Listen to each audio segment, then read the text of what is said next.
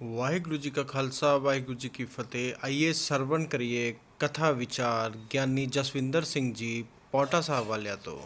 वाहिगुरु जी का खालसा वाहिगुरु जी की फतेह। सतनाम श्री वाहिगुरु साहिब जीओ। एक ओंकार सतनाम करता पुरख निर्भय निर्वैर अकाल मूरत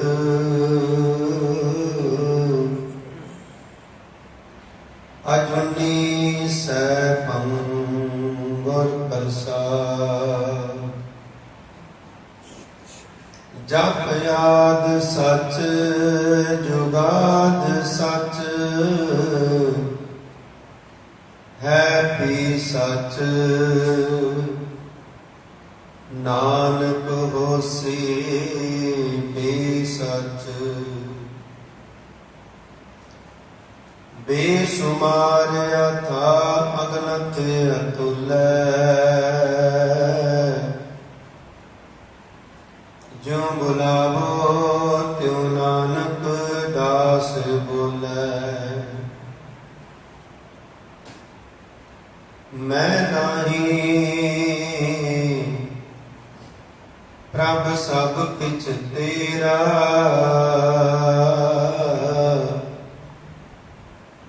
ईगै निर्गुण उगै सरगुण। केल करत विच स्वामी मेरा ईगै निर्गुण उगै सरगुण। केल करत विच स्वामी मेरा जेता समुंद सागर नील परया तेते अवगण हमारे। दया करो किछ मेरे उपाय डूब दे पत्थर तार। जियड़ा अगन बराबर कपै भीतर वगै काते। प्रणवत नानक हुकम पछाणै सुख होवै दिन राति। प्रणवत नानक हुकम पछाणै सुख होवै दिन राति। परम सत्कारयोग गुरु रूप गुरु खालसा जी आप वडभागी हो जो कि अमृत वेले तो गुरु दरबार में हाजिरियां करके अपना जो कीमती मनुखा जन्म है इसनों सफल कर रहे हो। अमृत वेले तो ही पंजा बाणियां दे नितनेम सुखमनी साहिब दे जाप ग्रंथ आसा दी दीवार जिन्हां ने मन करके सरवण कीती है भाई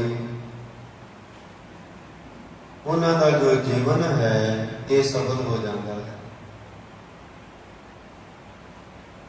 और जिन्हां ने गुरु की संगत विच आके निष्ठा दे नाल श्रद्धा दे नाल भावना दे नाल गुरबाणी नूं सुनिया पढ़िया उन्हां दे जीवन काल दे अंदर सदा ही आनंद बनिया रहिंदा है। सतगुरु साहिब श्री गुरु अमरदास महाराज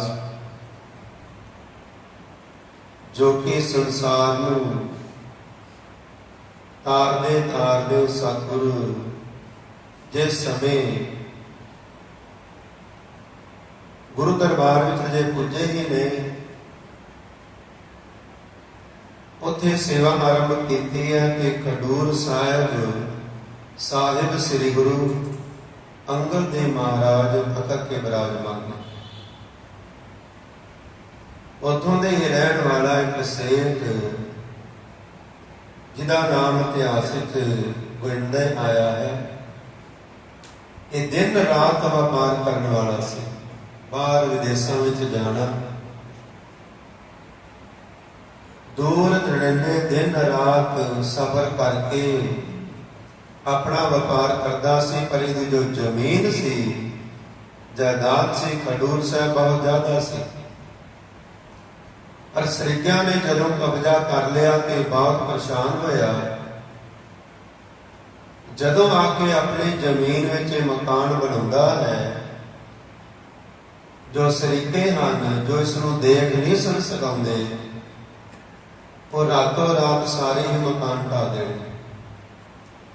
ਕਿਉਂਕਿ ਉਸ ਸਮੇਂ ਜੋ ਇੱਟਾਂ ਸਨ, ਇਤਨੀਆਂ ਪੱਕੀਆਂ ਨਹੀਂ ਸਨ, ਪਿੱਲੀਆਂ ਇੱਟਾਂ ਦੇ ਨਾਲ ਮਕਾਨ ਬਣਦੇ ਸਨ। ਕੋਈ ਵਿਰਲਾ ਹੀ ਸੀ ਜੋ ਪੱਕੀਆਂ ਇੱਟਾਂ ਦੇ ਨਾਲ ਮਕਾਨ ਬਣਾਉਂਦਾ ਸੀ, ਕਿਉਂਕਿ ਗਰੀਬੀ ਵੀ ਬਹੁਤ ਸੀ। ਇੱਥੋਂ ਦੇ ਰਹਿਣ ਵਾਸਤੇ ਜੋ ਸੰਗਤਾਂ ਮੁਸਾਫਰ ਆਉਂਦੀਆਂ ਨੇ, ਉਹਨਾਂ ਦੇ ਵਾਸਤੇ ਮਕਾਨ ਬਣਾਉਂਦਾ ਤੇ ਪਰਿਵਾਰਾਂ ਨੇ, ਇਹਦੇ ਰਿਸ਼ਤੇਦਾਰ ਨੇ, ਜਿਹੜੀ ਦੀ ਜ਼ਮੀਨ ਤੇ ਕਬਜ਼ਾ ਕਰਕੇ ਬੈਠੇ ਸਨ, ਉਹਨਾਂ ਨੇ ਢਾਹ ਦੇਣੇ। ਬੜਾ ਪਰੇਸ਼ਾਨ ਹੋਇਆ। ਇਸ ਨੇ ਮੁਕੱਦਮਾ ਕਰ ਦਿੱਤਾ ਆਪਣੇ ਸਰੀਕਿਆਂ ਤੇ, ਔਰ ਸਤਿਗੁਰ ਦੇ ਚਰਨਾਂ ਵਿੱਚ ਅਰਦਾਸ ਬੇਨਤੀ ਕੀਤੀ, ਹੈ ਸਤਿਗੁਰ ਸੱਚੇ ਪਾਤਸ਼ਾਹ ਅੰਗਦ ਦੇਵ ਮਹਾਰਾਜ, ਆਪ ਦੇ ਦਰ ਦੀ ਅਰਦਾਸ ਬੇਨਤੀ ਹੈ, ਦਿਨ ਰਾਤ ਜੋ ਮੈਨੂੰ ਸਰੀਕੇ ਤੰਗ ਕਰਦੇ ਨੇ, ਸਤਿਗੁਰ ਜੀ ਆਪ ਜੀ ਦਾ ਚਰਨਾਂ ਦਾ ਆਸਰਾ ਤਾਂ ਕਿ ਮੈਂ ਇਹਨਾਂ ਤੇ ਮੁਕੱਦਮਾ ਕੀਤਾ। ਅਰਦਾਸ ਬੇਨਤੀ ਕੀਤੀ ਹੈ, ਜੇ ਮੈਂ ਮੁਕੱਦਮਾ ਜਿੱਤ ਜਾਣਾ ਹਾਂ ਤੇ ਆਪਣੀ ਜ਼ਮੀਨ ਦਾ ਅੱਧਾ ਪੱਟਾ ਹੈ, ਜੋ ਉਸ ਸਮੇਂ ਪੱਟੇ ਹੁੰਦੇ ਸਨ, ਅੱਧਾ ਪੱਟਾ ਮੈਂ ਗੁਰੂ ਦਰਬਾਰ ਦੇ ਲੇਖੇ ਲਾ ਦੇਵਾਂਗਾ। ਇੱਥੇ ਮੈਂ ਇੱਕ ਨਵਾਂ ਹੀ ਨਗਰ ਸਤਿਗੁਰ ਦੀ ਕਿਰਪਾ ਦੇ ਨਾਲ ਵਸਾਉਣਾ ਹੈ। ਆਪ ਜੀ ਮੇਰੀ ਸਹਾਇਤਾ ਕਰੋ, ਮੈਨੂੰ ਸਰੀਕਿਆਂ ਤੋਂ ਛੁਟਕਾਰਾ ਦਿਵਾਓ। ਮੁਕੱਦਮਾ ਕੁਝ ਸਮਾਂ ਚੱਲਿਆ ਹੈ, ਇਤਿਹਾਸ ਗਵਾਹ ਹੈ। ਮੁਕੱਦਮਾ ਜਦੋਂ ਇਹ ਜਿੱਤਿਆ ਹੈ ਤੇ ਬਹੁਤ ਹੀ ਪ੍ਰਸੰਨਤਾ ਹਾਸਲ ਕੀਤੀ ਤੇ ਸਤਿਗੁਰ ਦੇ ਚਰਨਾਂ ਵਿੱਚ ਜੋ ਅਰਦਾਸ ਬੇਨਤੀ ਕੀਤੀ ਸੀ ਮੁਕੱਦਮਾ ਜਿੱਤਣ ਤੇ, ਮੈਂ ਅੱਧਾ ਪੱਟਾ ਗੁਰੂ ਦੇ ਲੇਖੇ ਲਗਾ ਦੇਵਾਂਗਾ। ਉਸੇ ਸਮੇਂ ਜਾ ਕੇ ਜਦੋਂ ਮੁਕੱਦਮਾ ਜਿੱਤਿਆ ਤੇ ਅੱਧਾ ਪੱਟਾ ਸਾਹਿਬ ਸ੍ਰੀ ਗੁਰੂ ਅੰਗਦ ਦੇਵ ਜੀ ਮਹਾਰਾਜ ਦੇ ਨਾਮ ਲਿਖਾ ਦਿੱਤਾ ਤੇ ਬੇਨਤੀ ਕੀਤੀ, ਸਤਿਗੁਰ ਸੱਚੇ ਪਾਤਸ਼ਾਹ ਇੱਥੇ ਆਪਣਾ ਕੋਈ ਨਗਰ ਵਸਾਓ, ਜਿਸ ਨਗਰ ਵਿੱਚ ਆ ਕੇ ਸੰਗਤਾਂ ਆ ਕੇ ਠਹਿਰ ਜਿਹੜਿਆਂ ਦੂਰ ਦਰਿੰਡਿਆਂ ਤੋਂ ਆਉਂਦੀਆਂ ਨੇ, ਆਪ ਜੀ ਦੇ ਦਰਸ਼ਨ ਕਰਨ ਆਉਂਦੀਆਂ ਨੇ, ਉਹਨਾਂ ਨੂੰ ਕਿਸੇ ਵੀ ਗੱਲ ਦੀ ਪ੍ਰੋਬਲਮ ਨਾ ਹੋਵੇ। ਇੱਥੇ ਆ ਕੇ ਠਹਿਰਨ ਦੇ ਤੁਸੀਂ ਇੱਕ ਪੱਟਾ ਮੈਂ ਆਪ ਦੇ ਨਾਮ ਲਿਖਾ ਦਿੱਤਾ ਹੈ, ਇੱਕ ਨਗਰ ਵਸਾਓ। ਗੋਇੰਦਾ ਨਾਮ ਸੀ ਇਸ ਸਿੱਖ ਦਾ। ਤੇ ਸਾਹਿਬ ਸ੍ਰੀ ਗੁਰੂ ਅੰਗਦ ਦੇਵ ਜੀ ਮਹਾਰਾਜ ਕਹਿਣ ਲੱਗੇ, ਸਿੱਖਾ ਕੋਈ ਗੱਲ ਨਹੀਂ, ਸਮਾਂ ਆਵੇਗਾ ਇੱਥੇ ਨਗਰ ਵੀ ਵਸਾਇਆ ਜਾਏਗਾ। ਉਸੇ ਸਮੇਂ ਆਪਣੇ ਵੱਡੇ ਲਖਤੇ ਜਿਗਰ ਦਾਸੂ ਨੂੰ ਬੁਲਾਉਂਦੇ ਨੇ, ਐ ਦਾਸੂ ਇਹਨਾਂ ਦੀ ਜ਼ਮੀਨ ਤੇ ਜਾ ਕੇ ਮਕਾਨ ਹੀ ਬਣਾਉਂਦੇ ਨੇ ਤੇ ਉੱਥੋਂ ਦੇ ਨਗਰ ਨਿਵਾਸੀ ਕਹਿੰਦੇ ਨੇ, ਸਰੀਕੇ ਕਹਿੰਦੇ ਨੇ ਕਿ ਇੱਥੇ ਭੂਤ ਪ੍ਰੇਤ ਦਾ ਵਾਸਾ ਹੈ ਤੇ ਤੁਸੀਂ ਉੱਥੇ ਜਾ ਕੇ ਨਗਰ ਦੀ ਉਸਾਰੀ ਕਰਾਓ ਤਾਂ ਕਿ ਆਉਣ ਵਾਲੀਆਂ ਸੰਗਤਾਂ ਨੂੰ ਕਿਸੇ ਵੀ ਗੱਲ ਦੀ ਪਰੇਸ਼ਾਨੀ ਨਾ ਹੋਵੇ। ਵੱਡੇ ਲਖਤੇ ਜਿਗਰ ਕਹਿਣ ਲੱਗੇ, ਪਿਤਾ ਗੁਰੂ ਜਿੱਥੇ ਭੂਤ ਪ੍ਰੇਤ ਦਾ ਵਾਸਾ ਹੈ ਉੱਥੇ ਅਸੀਂ ਨਹੀਂ ਜਾ ਸਕਦੇ। ਇਨਕਾਰ ਕਰ ਦਿੱਤਾ। ਛੋਟੇ ਲਖਤੇ ਜਿਗਰ ਨੂੰ ਮਿਲਾਇਆ ਦਾਤੂ ਨੂੰ, ਉਹਨਾਂ ਨੂੰ ਜਦੋਂ ਕਿਹਾ ਵੀ ਤੁਸੀਂ ਜਾ ਕੇ ਨਗਰ ਦੀ ਦੇਖ ਰੇਖ ਕਰੋ ਤੇ ਉਹਨਾਂ ਨੇ ਵੀ ਇਨਕਾਰ ਕਰ ਦਿੱਤਾ। ਉਸੇ ਸਮੇਂ ਆਗਿਆ ਕੀਤੀ ਹੈ ਸਾਹਿਬ ਸ੍ਰੀ ਗੁਰੂ ਅਮਰਦਾਸ ਜੀ ਮਹਾਰਾਜ, ਜੋ ਕਿ ਨੇੜੇ ਹੀ ਬੈਠੇ ਸਨ। ਕਹਿਣ ਲੱਗੇ, ਅਮਰਦਾਸ ਤੁਸੀਂ ਜਾ ਕੇ ਇੱਕ ਨਗਰ ਵਸਾਉਣਾ ਹੈ, ਜਿਹਦਾ ਨਾਮ ਅਸੀਂ ਗੋਇੰਦੇ ਦੇ ਨਾਂ ਤੇ ਰੱਖਣਾ ਹੈ, ਗੋਬਿੰਦਵਾਲ ਸਾਹਿਬ। ਉਸੇ ਸਮੇਂ ਸਤ ਬਚਨ ਕਿਹਾ ਹੈ ਸਤਿਗੁਰੂ ਜੀ, ਜਿਸ ਤਰ੍ਹਾਂ ਦਾ ਆਪ ਜੀ ਦਾ ਹੁਕਮ। ਦਾਤੂ ਤੇ ਦਾਸੂ ਕਹਿਣ ਲੱਗੇ, ਪਿਤਾ ਗੁਰੂ ਤੇ ਬਜ਼ੁਰਗੀ ਅਵਸਥਾ ਵਿੱਚ ਆ ਗਏ ਨੇ, ਤੁਸੀਂ ਸਿਆਣੇ ਹੋ, ਜਿੱਥੇ ਭੂਤ ਪ੍ਰੇਤ ਮਕਾਨ ਬਣਾਉਂਦੇ ਨੇ, ਢਾਹ ਦਿੰਦੇ ਨੇ, ਤੇ ਤੁਹਾਡੇ ਤੇ ਕੁਝ ਹੋ ਗਿਆ ਤੇ ਫਿਰ ਆਪਾਂ ਸੰਗਤਾਂ ਨੂੰ ਕੀ ਮੂੰਹ ਦਿਖਾਵਾਂਗੇ। ਸਾਹਿਬ ਸ੍ਰੀ ਗੁਰੂ ਅਮਰਦਾਸ ਮਹਾਰਾਜ ਇਹ ਗੱਲ ਕਹਿਣ ਲੱਗੇ ਕਿ ਮੈਨੂੰ ਗੁਰੂ ਨੇ ਹੁਕਮ ਕੀਤਾ ਹੈ, ਪਰ ਜਿਨ੍ਹਾਂ ਨੇ ਗੁਰੂ ਦਾ ਹੁਕਮ ਮੰਨ ਲਿਆ ਹੈ, ਸਤਿਗੁਰ ਉਹਨਾਂ ਦਾ ਵਾਲ ਵੀ ਨਿੰਦਾ ਨਹੀਂ ਹੋਣ ਦਿੰਦੇ। ਉਸੇ ਸਮੇਂ ਸਾਹਿਬ ਸ੍ਰੀ ਗੁਰੂ ਅਮਰਦਾਸ ਮਹਾਰਾਜ ਪੁੱਜੇ ਨੇ, ਨਗਰ ਵਸਾਉਣਾ ਆਰੰਭ ਕੀਤਾ ਤੇ ਸਾਹਿਬ ਸ੍ਰੀ ਗੁਰੂ ਅੰਗਦ ਦੇਵ ਜੀ ਮਹਾਰਾਜ ਨੇ ਇਹਨਾਂ ਨੂੰ ਇੱਕ ਛੜੀ ਦਿੱਤੀ ਹੈ ਤੇ ਜਿੱਥੇ ਜਿੱਥੇ ਨਗਰ ਵਸਾਉਣਾ ਹੈ, ਇਸ ਛੜੀ ਦੇ ਨਾਲ ਉੱਤੇ ਤੁਸੀਂ ਲਕੀਰ ਵਸਾ ਮਾਰ ਦੇਣੀ ਹੈ। ਜਿਸ ਤਰ੍ਹਾਂ ਹੀ ਜਾ ਕੇ ਲਕੀਰ ਮਾਰੀ, ਰੇਖਾ ਖਿੱਚੀ ਹੈ, ਨਗਰ ਆਰੰਭ ਕੀਤਾ ਹੈ। ਇਤਿਹਾਸ ਗਵਾਹ ਹੈ ਕਿ ਨਗਰ ਇਤਨਾ ਤਕੜਾ ਬਣਾਇਆ, ਉਸ ਨਗਰ ਦਾ ਨਾਮ ਉਸ ਸਿੱਖ ਗੋਬਿੰਦੇ ਦੇ ਨਾਂ ਤੇ ਗੋਬਿੰਦਵਾਲ ਸਾਹਿਬ ਰੱਖਿਆ ਹੈ। ਜਦੋਂ ਨਗਰ ਵਸ ਗਿਆ, ਸੰਗਤਾਂ ਨੂੰ ਬਹੁਤ ਹੀ ਪ੍ਰਸੰਨਤਾ ਹੋਈ। ਇਤਨੀ ਪ੍ਰਸੰਨਤਾ ਹੋਈ ਕਿ ਸਾਹਿਬ ਸ੍ਰੀ ਗੁਰੂ ਅੰਗਦ ਦੇਵ ਜੀ ਮਹਾਰਾਜ ਨੇ ਉਸੇ ਸਮੇਂ ਐਲਾਨ ਕੀਤਾ ਹੈ ਅਮਰਦਾਸ ਜੀ ਮਹਾਰਾਜ ਨੂੰ, ਐ ਅਮਰਦਾਸ, ਤੁਸੀਂ ਸਾਰੇ ਹੀ ਪਰਿਵਾਰ ਸਮੇਤ ਅੱਜ ਤੁਹਾਡਾ ਨਵਾਂ ਨਗਰ ਵਸਿਆ ਹੈ, ਇੱਥੇ ਸਭ ਤੋਂ ਪਹਿਲਾਂ ਤੁਸੀਂ ਪੜਾ ਕਰਨਾ ਹੈ। ਸਾਰੇ ਪਰਿਵਾਰ ਤੁਸੀਂ ਇੱਥੇ ਆ ਕੇ ਰਹੋ, ਤਾਂ ਕਿ ਹੋਰ ਸੰਗਤਾਂ ਵੀ ਤੁਹਾਡੇ ਤੋਂ ਬਾਅਦ ਰਹਿਣਾ ਆਰੰਭ ਕਰਨਗੀਆਂ। ਉਸੇ ਸਮੇਂ ਫਿਰ ਸਾਹਿਬ ਸ੍ਰੀ ਗੁਰੂ ਅਮਰਦਾਸ ਮਹਾਰਾਜ ਉੱਥੇ ਆ ਕੇ ਆਪਣਾ ਨਿਵਾਸ ਕੀਤਾ ਹੈ। ਸਤਿਗੁਰ ਕਹਿੰਦੇ ਹਨ, ਅੱਜ ਦਾ ਜੋ ਹੁਕਮਨਾਮਾ ਹੈ ਇਹਦੇ ਅੰਦਰ ਵੀ ਸਤਿਗੁਰ ਸਮਝਾ ਰਹੇ ਨੇ।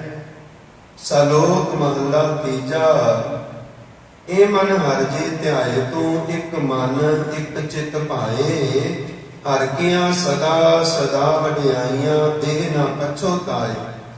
ਹਉ ਹਰਿ ਕੈ ਸਤ ਬਲਿਹਾਰਨੈ, ਜਿਤ ਸੇਵੀਐ ਸੁਖ ਪਾਏ, ਨਾਨਕ ਗੁਰਮੁਖ ਮਿਲ ਰਹੇ, ਹਉਮੈ ਸ਼ਬਦ ਜਲਾਏ। ਸਾਹਿਬ ਸ੍ਰੀ ਗੁਰੂ ਅਮਰਦਾਸ ਮਹਾਰਾਜ ਜੀ ਦੀ ਬਾਣੀ ਹੈ। ਕਿਉਂਕਿ ਜਦੋਂ ਇਹਨਾਂ ਨੂੰ ਗੁਰਗੱਦੀ ਮਿਲੀ ਹੈ, ਉਸ ਸਮੇਂ ਇਹਨਾਂ ਦੇ ਰਸਨਾ ਤੋਂ ਐਸੇ ਗੁਰਬਾਣੀ ਉਚਾਰਨ ਹੋਈ ਹੈ। ਉਹ ਸਾਹਿਬ ਸ੍ਰੀ ਗੁਰੂ ਅੰਗਦ ਦੇਵ ਜੀ ਮਹਾਰਾਜ ਨੇ ਅੰਕਿਤ ਕਰਕੇ ਸਾਰੀ ਹੀ ਗੁਰਬਾਣੀ ਦਾ ਜਦੋਂ ਸੰਗ੍ਰਹਿ ਹੋਇਆ ਤੇ ਸਾਹਿਬ ਸ੍ਰੀ ਗੁਰੂ ਅਰਜਨ ਦੇਵ ਜੀ ਮਹਾਰਾਜ ਨੇ ਇਸ ਨੂੰ ਗੁਰੂ ਗ੍ਰੰਥ ਸਾਹਿਬ ਵਿੱਚ ਦਰਜ ਕੀਤਾ ਹੈ। ਸਾਹਿਬ ਬਖਸ਼ਿਸ਼ ਕਰਦੇ ਨੇ, ਇਹ ਮਨ ਹਰਿ ਜੀ ਧਿਆਏ ਤੂੰ, ਇੱਕ ਮਨ ਇੱਕ ਚਿੱਤ ਭਾਏ। ਸਤਿਗੁਰ ਸਮਝਾਉਂਦੇ ਨੇ, ਹੇ ਮੇਰੇ ਮਨ, ਪਿਆਰ ਦੇ ਨਾਲ ਇਕਾਗਰ ਚਿੱਤ ਹੋ ਕੇ ਹਰੀ ਦਾ ਸਿਮਰਨ ਕਰਿਆ ਕਰ। ਕਿਉਂਕਿ ਸਭ ਤੋਂ ਜ਼ਿਆਦਾ ਗੁਰਬਾਣੀ ਦੇ ਅੰਦਰ ਇਸ ਮਨ ਨੂੰ ਸੰਬੋਧਨ ਕੀਤਾ ਹੋਇਆ ਹੈ। ਕਿਉਂਕਿ ਮਨ ਦੀ ਚੰਚਲਤਾ ਬਹੁਤ ਹੈ, ਇਹਦੀ ਚੰਚਲਤਾ ਦੇ ਕਾਰਨ ਹੀ ਇਹ ਗੁਰੂ ਚਰਨਾਂ ਤੋਂ ਦੂਰ ਹੈ। ਪਰ ਜਿਸ ਮਨ ਤੇ ਸਤਿਗੁਰੂ ਜੀ ਨੇ ਕਿਰਪਾ ਕੀਤੀ ਹੈ, ਉਹ ਮਨ ਗੁਰੂ ਕੀ ਸੰਗਤ ਵਿੱਚ ਆ ਕੇ ਬਾਣੀ ਵੀ ਸੁਣਦਾ ਹੈ। ਇਹ ਤੇ ਮਨ ਇੱਕ ਛਿਨ ਮਾਤਰ ਦੇ ਅੰਦਰ ਪਤਾ ਨਹੀਂ ਕਿੱਥੇ ਕਿੱਥੇ ਉਡਾਰੀਆਂ ਮਾਰਦਾ ਹੈ।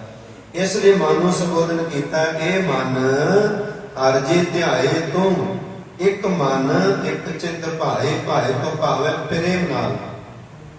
ਪ੍ਰੇਮ ਨਾਲ ਉਸ ਪ੍ਰਮਾਤਮਾ ਦੀ ਬਾਣੀ ਨੂੰ ਪੜ੍ਹ, ਬਾਣੀ ਨੂੰ ਸੁਣ। ਕਿਉਂਕਿ ਹਰਿ ਕੀਆਂ ਸਦਾ ਸਦਾ ਵਡਿਆਈਆਂ, ਦੇਹ ਨਾ ਪਛੋਤਾਏ। ਉਸ ਪ੍ਰਮਾਤਮਾ ਦੇ ਗੁਣ ਬਹੁਤ ਜ਼ਿਆਦਾ ਨੇ। ਆਪਾਂ ਉਸ ਪ੍ਰਮਾਤਮਾ ਦੇ ਗੁਣ ਬਿਆਨ ਨਹੀਂ ਕਰ ਸਕਦੇ। ਅਸੀਂ ਕੁਝ ਬੰਦੇ ਨੂੰ ਦੇ ਦਈਏ, ਉਹ ਸਾਡੇ ਕੋਲ ਤੋਂ ਮੰਗ ਲੈਂਦਾ ਤੇ ਆਪਾਂ ਉਹਨੂੰ ਦਿੰਦੇ ਆ, ਤੇ ਉਹ ਬੰਦਾ ਮਨ ਵਿੱਚ ਇਹ ਸੋਚਦਾ ਵੀ ਕਦੋਂ ਮੈਨੂੰ ਮੋੜੇਗਾ। ਆਪਾਂ ਮਨ ਵਿੱਚ ਇਹ ਸੋਚਦੇ ਆ ਵੀ ਜਦੋਂ ਇਹ ਮਿਲੇ ਮੇਰਾ ਧੰਨਵਾਦ ਕਰੇ। ਪਰ ਆਪਾਂ ਇਹ ਗੱਲ ਕਦੇ ਨਹੀਂ ਵਿਚਾਰੀ ਕਿ ਸਤਿਗੁਰ ਦਾਤੇ ਨੇ ਸਾਨੂੰ ਦੇਖੋ ਕਿਤਨਾ ਕੁਝ ਦਿੱਤਾ ਹੈ। ਇਤਨਾ ਸੁੰਦਰ ਸਰੀਰ, ਇਸ ਨੂੰ ਚਲਾਉਣ ਵਾਸਤੇ 36 ਪ੍ਰਕਾਰ ਦੇ ਭੋਜਨ, ਢੱਕਣ ਵਾਸਤੇ ਸੁੰਦਰ ਕੱਪੜੇ, ਇਤਨਾ ਕੁਝ ਦੇਣ ਦੇ ਬਾਵਜੂਦ ਵੀ ਸਤਿਗੁਰ ਜੀ ਨੇ ਕਦੀ ਇਹ ਨਹੀਂ ਕਿਹਾ ਕਿ ਮੈਨੂੰ ਮੋੜ ਕੇ ਵਾਪਸ ਕਰੋ।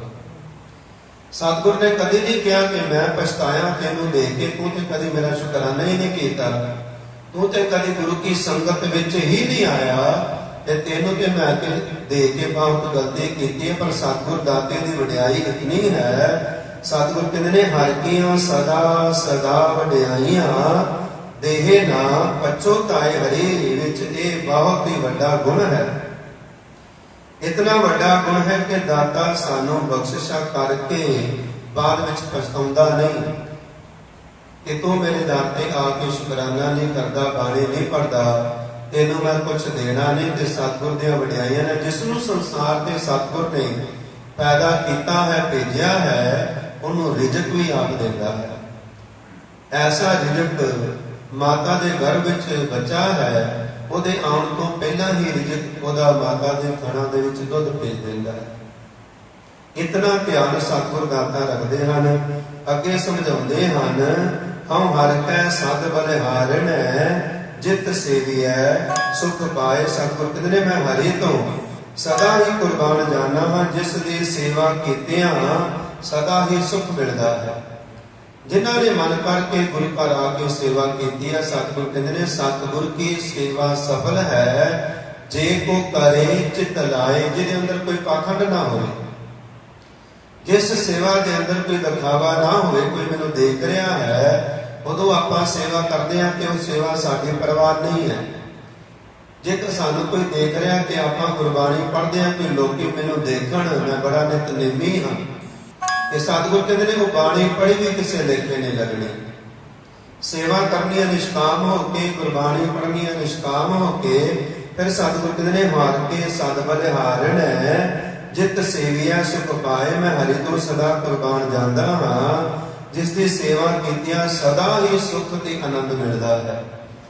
ਅੱਗੇ ਸਮਝਾਉਣਾ ਕੀਤਾ, ਨਾਨਕ ਗੁਰਮੁਖ ਮਿਲ ਰਹਿ, ਆਮੈ ਸ਼ਬਦ ਜਲਾਏ। ਨਾਨਕ ਮੋਹਰ ਲਗਾਉਂਦੇ ਹਨ ਗੁਰਮੁਖ ਜਨ, ਹੰਕਾਰ ਨੂੰ ਛੱਡ ਕੇ ਸਤਿਗੁਰ ਦੇ ਸ਼ਬਦ ਦੇ ਰਾਹੀਂ ਹੰਕਾਰ ਨੂੰ ਸਦਾ ਹੀ ਸਾੜ ਦਿੰਦਾ ਹੈ।